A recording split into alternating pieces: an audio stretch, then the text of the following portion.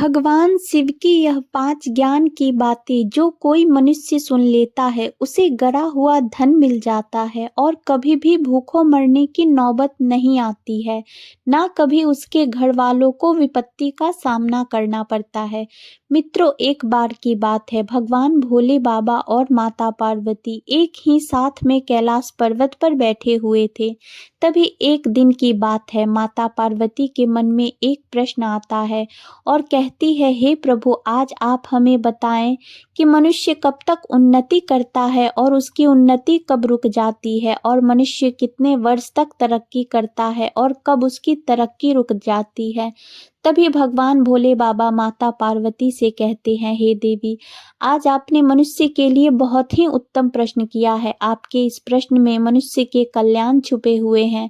जो भी मनुष्य इस कथा को पूरे ध्यान और मन लगाकर सुनता है वह समझ जाता है कि मनुष्य की उन्नति कब रुक जाती है तथा मनुष्य की उन्नति का ताला कब खुलता है और वह अपने जीवन में उन्नति कब करता है, उसका जीवन अमीरी में कब व्यतीत होता है। फिर माता पार्वती कहती है, हे स्वामी, आप कथा को आरंभ कीजिए, मैं इस कथा को खूब मन लगाकर सुनूंगी। फिर आगे भगवान भोले बाबा माता पार्वती को कथा सुनाते हुए कहते हैं, हे देवी, बहुत समय पहले की बात है, एक नगर में अपने 3 बेटों और पत्नी के साथ एक किसान रहता था। किसान अपने तीनों बेटों से बड़ा प्रेम करता था। वह हमेशा एक दूसरे की बात मानते थे। किसान के तीनों बेटों की शादी पहले ही हो चुकी थी।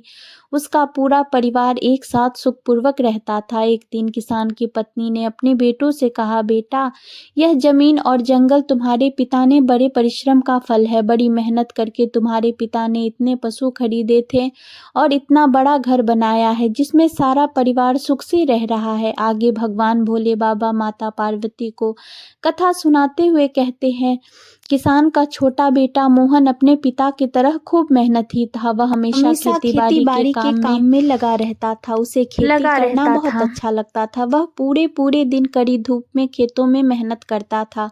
खेतों को हल से जोतना और बोना, फसल काटना और कटवाना, उसके बाद अनाज को संचित करके रखना और बाजार में बेचना, यह सब काम किसान का छोटा बेटा मोहन करता था।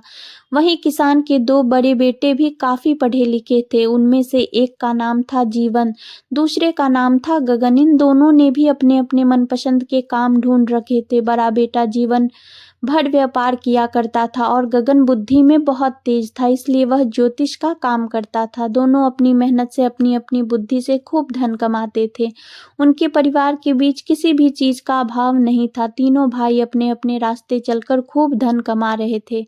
किसान जानता था कि जब तक उनके तीनों बेटे इकट्ठे हैं तब तक वह हर तरह के सुख से संपन्न होते रहेंगे। जिस दिन यह तीनों अलग अलग हो जाएंगे उस दिन से इनकी अवनति शुरू होने लगेगी। किसान भी एक दिन बीमार हो जाता है। किसान ने अपनी पत्नी से कहा कि हे प्रिय, मेरा अंत समय अब बहुत नजदीक आ गया है। मेरे जाने के बाद मेरी सारी दौलत, मेरी सारी जायदाद का बंटवारा मत होने देना।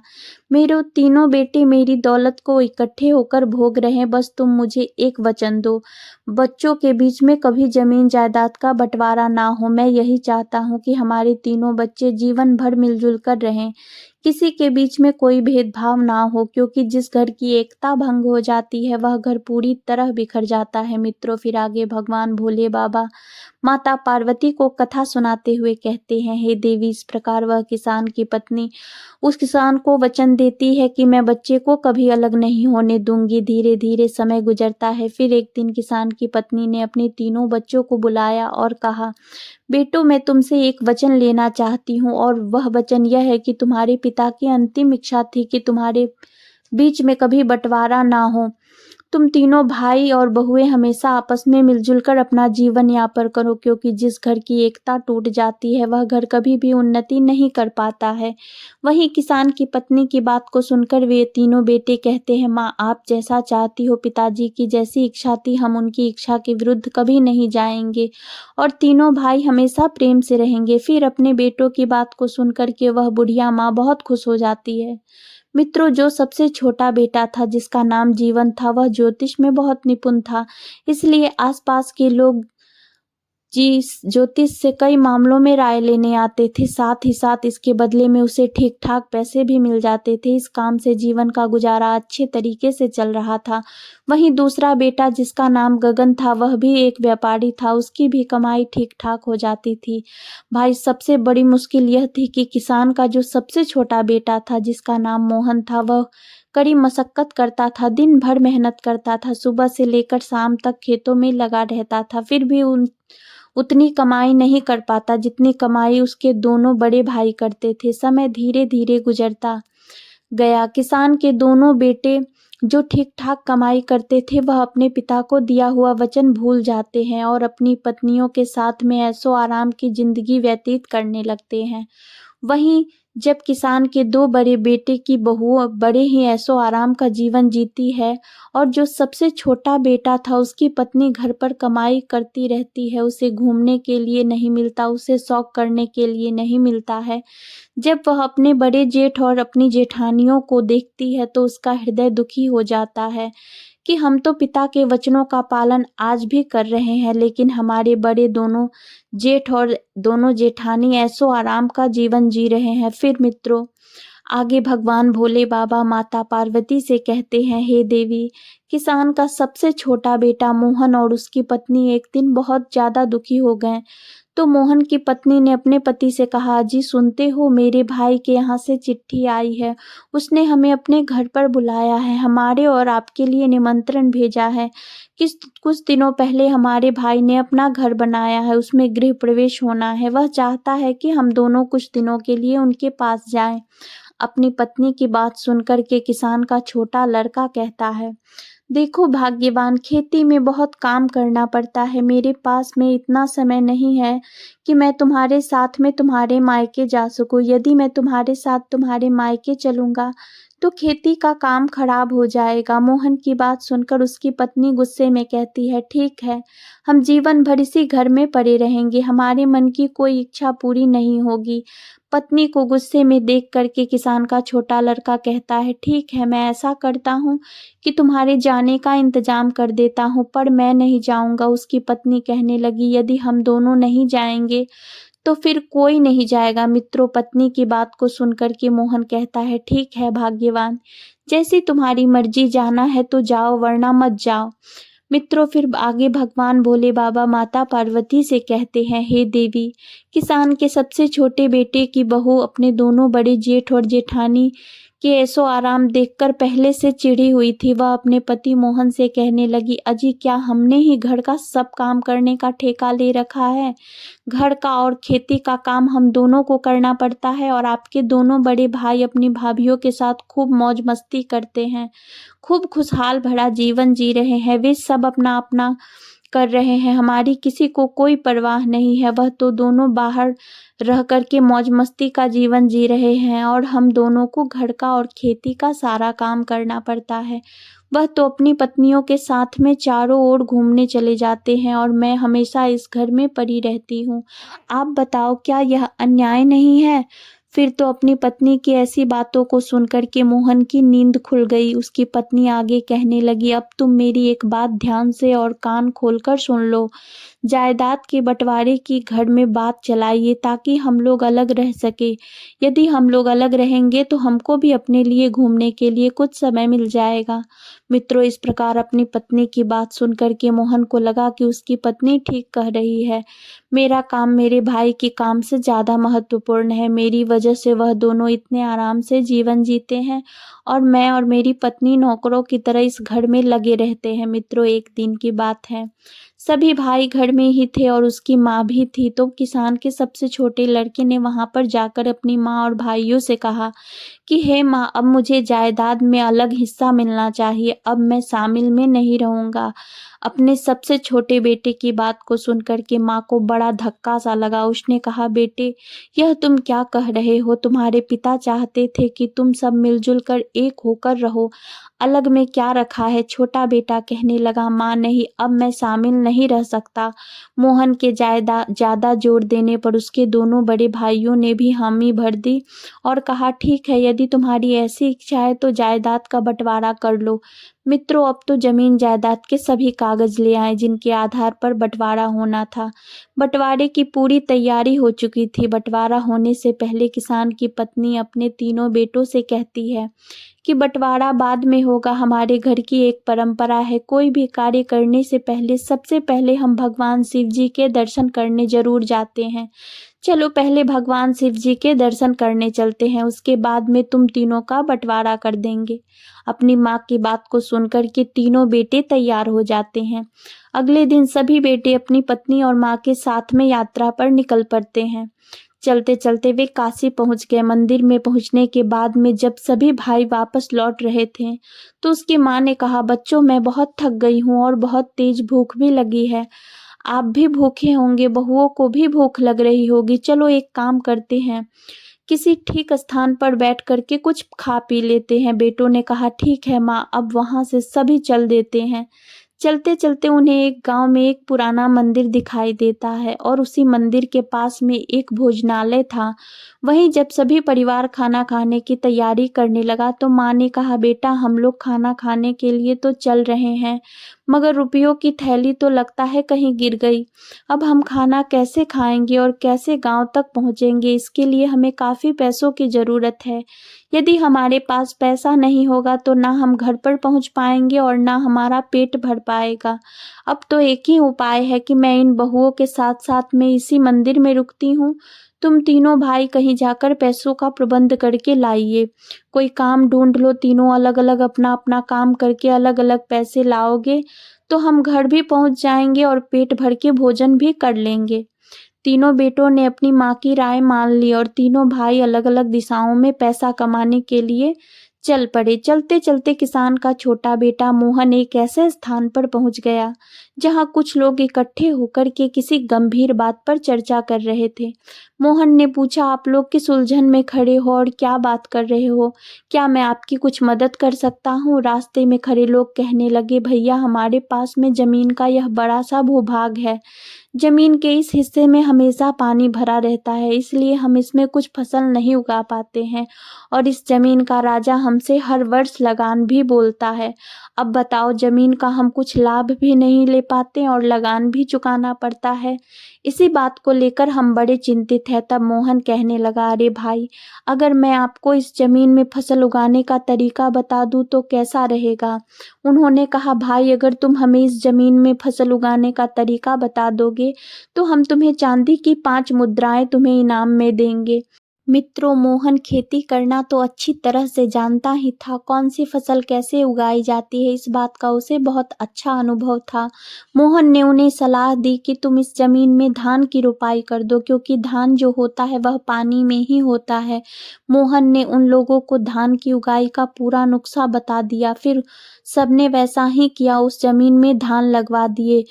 नुस्खा बताने के बदले में गांव वालों ने उस किसान के बेटे को खूब धन्यवाद किया और उसे 5 चांदी के सिक्के भेंट किए। वे पैसे लेकर मोहन अपनी माँ के पास मंदिर में लौट आता है। इधर किसान का दूसरा जो बेटा था जीवन, वह चलते चलते एक ऐसे स्थान पर पहुंच गया जहां पर उसने पेड़ के नीचे बैठे हुए एक व्यक्ति को देखा जो काफी दुखी लग रहा था। जीवन ने पूछा, आपको किस बात की चिंता है? आप बड़े उदास मालूम पड़ रहे हो, क्या मैं तुम्हारी कोई मदद कर सकता हूँ? तो वह व्यक्ति कहता है, भाई, हम 4 भाई हैं। मृत्यु से पहले हमारे पिता ने हमारी सारी संपत्ति हम चारों भाइयों में बांट दी थी, लेकिन एक काली बिल्ली थी जिसे बांटना बहुत मुश्किल था। फिर हम सब ने फैसला किया कि बिल्ली हम सबके साथ ही रहेगी। चारों भाइयों ने उस बिल्ली की एक एक टांग को बांट लिया। वहीं एक दिन वह बिल्ली जो थी छत से नीचे गिर गई। एक टांग उसकी टूट गई। बिल्ली की टूटी हुई टांग मेरे हिस्से में आई थी कि बिल्ली की उस टांग पर तेल लगाकर उस पर पट्टी बांध दी थी। ठंड का मौसम था। एक दिन वह बिल्ली ठंड से बचने के लिए चूहे के पास जाकर लेट गई। पैर में पट्टी बंधी होने के कारण उसमें आग लग गई। जब बिल्ली वहां से भागी तो आसपास के घरों में आग लग गई।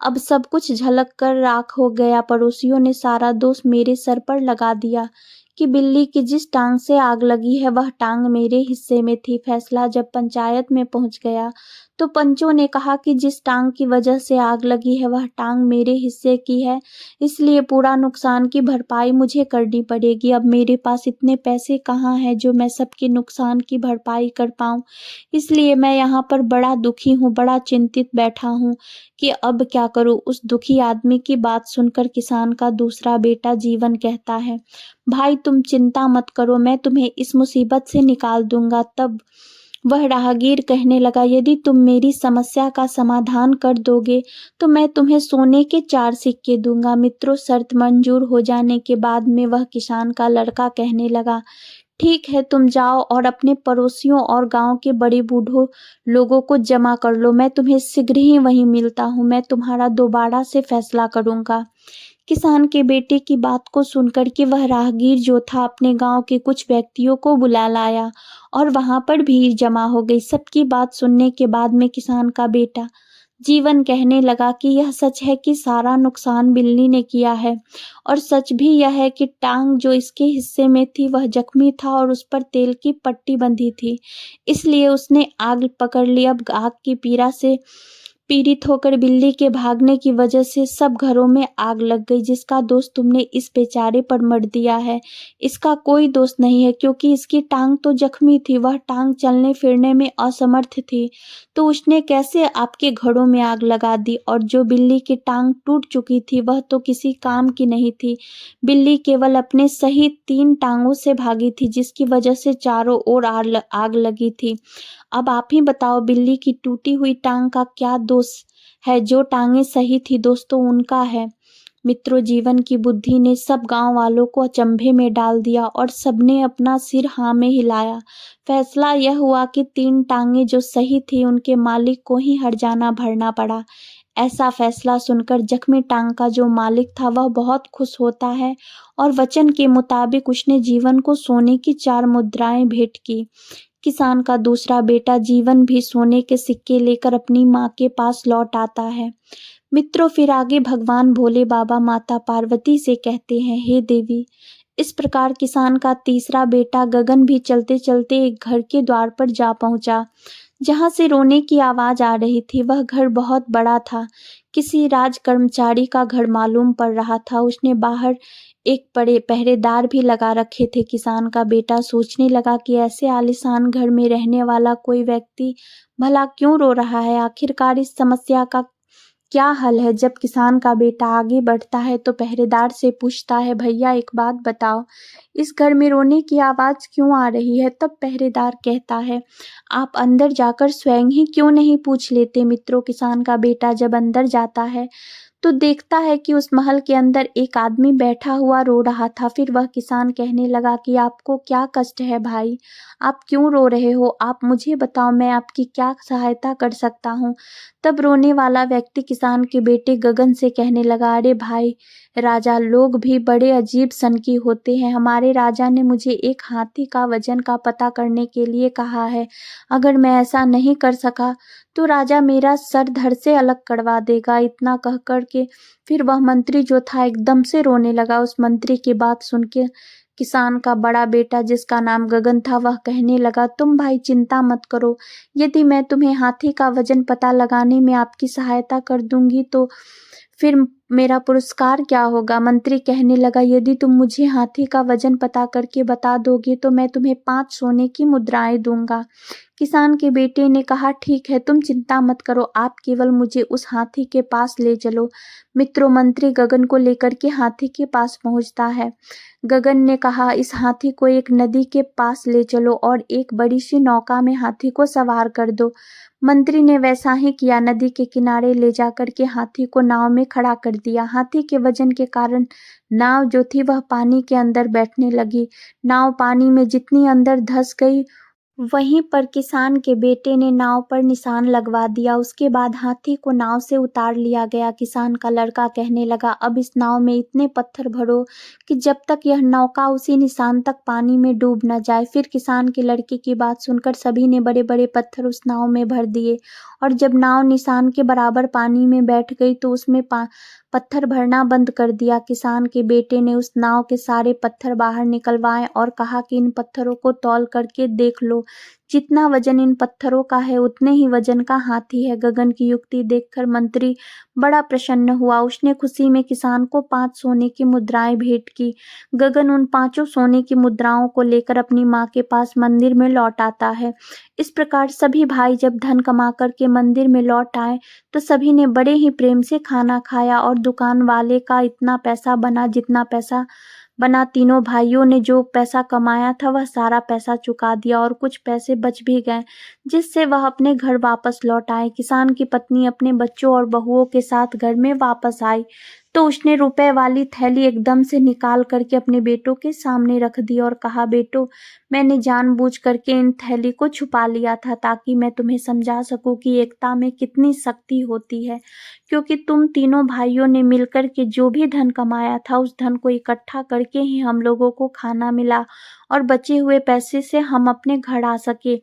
यदि तीनों भाई मिलकर के एक जगह कमाई एकत्रित नहीं करते तो आज हम पेट भर के ना खा पाते और ना ही घर वापस लौट पाते। इसलिए हमेशा ध्यान रखना, जब तक झाड़ू बंधी है तब तक ही उससे सफाई हो सकती है। जब उसकी सीख बेकार बिखर जाती है तो फिर झाड़ू किसी काम की नहीं रहती। किसान की पत्नी समझाने लगी, बेटा, इस प्रकार जब तक तुम तीनों के अंदर एकता का भाव रहेगा तब तक इस घर की उन्नति होती रहेगी और जिस दिन बंटवारा हो जाएगा उस दिन इस घर की उन्नति रुक जाएगी। इसलिए तुम्हारे पिताजी ने मरने से पहले मुझसे वचन लिया था कि मैं तीनों बच्चों के अंदर कभी बंटवारा ना होने दूंगी। मित्रों, फिर आगे भगवान भोले बाबा माता पार्वती को कथा सुनाते हुए कहते हैं, हे देवी, इस प्रकार किसान की पत्नी की बातों को सुनकर के किसान के तीनों बेटों एक दूसरे के गले लग जाते हैं और भविष्य में कभी भी अलग ना होने का वचन देते हैं।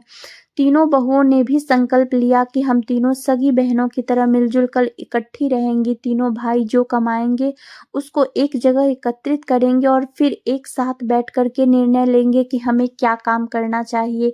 किसी के साथ में कोई भेदभाव नहीं किया जाएगा। आगे भगवान भोले बाबा कहते हैं, हे देवी पार्वती, तुम्हारा पहला प्रश्न था कि मनुष्य की उन्नति क्यों रुक जाती है, तो इसका कारण हम लोग अपनी आज़ादी के कारण अपनी ताकत को, अपनी शक्ति को, अपनी संपत्ति को अलग अलग हिस्सों में बांट लेते हैं तो हमारी उन्नति थम जाती है। घर की बहुएं अपनी आज़ादी के चक्कर में मुझे घर में ज़्यादा काम ना करना पड़े इसलिए अपने पतियों पर दबाव बनाकर घर वालों से अलग कर देती है। नतीजा यह होता है कि उनकी उन्नति रुक जाती है। भाई भाइयों के बंटवारे को रोकने में माँ बाप का बड़ा योगदान होता है। यदि माँ बाप इस बुद्धिमान माँ की तरह अपने बच्चों में संस्कार डाले कि चाहे कोई कम काम करे, चाहे कोई कम कमाए, चाहे कोई ज़्यादा कमाए, सभी भाई अपनी अपनी कमाई एक जगह इकट्ठी करेंगे और जो भी करना है सभी बैठकर एक निर्णय लेंगे, सभी बहुओं को एक बराबर जीने की स्वतंत्रता मिलेगी। यदि घर में ऐसा होगा तो इस बुद्धिमान माँ के बच्चों की तरह घर में कभी बंटवारा नहीं होगा। इससे भाइयों के बीच में फूट पैदा होती है। नंबर 5, यदि आप या आपका भाई किसी के द्वारा ठगे गए हो या किसी से धोखा दिया हो तो यह बात सभी भाइयों को अपने तक ही रखनी चाहिए। अपनी ही ठगी का जिक्र करने का मतलब है आप अपना मखौल खुद ही उड़वाना चाहते हैं। यदि आप ऐसा करेंगे तो लोग आपको मूर्ख समझेंगे, इसलिए कभी भी किसी भाई को ऐसा नहीं करना चाहिए। यदि आपके भाई को किसी ने कभी धोखा दे दिया है तो कभी भी परिवार की बातें दूसरों के सामने जाहिर ना करें, इससे भाइयों के बीच में फूट पैदा होती है। मित्रों, फिर आगे भगवान भोले बाबा माता पार्वती से कहते हैं, हे देवी, तुम्हारा दूसरा प्रश्न था कि मनुष्य की उन्नति कब नहीं होती है। इसका उत्तर है आपस की फूट, आपस के विचारों में तालमेल ना होना और अलग अलग दिशाओं में अलग अलग समय में काम करना, अपनों से बैर बांधे रहना, यह सब घर की उन्नति ना होने का कारण होती है। इस प्रकार से भगवान भोले बाबा ने माता पार्वती को बताया कि मनुष्य की उन्नति कब रुक जाती है और उनकी उन्नति कैसे होती है।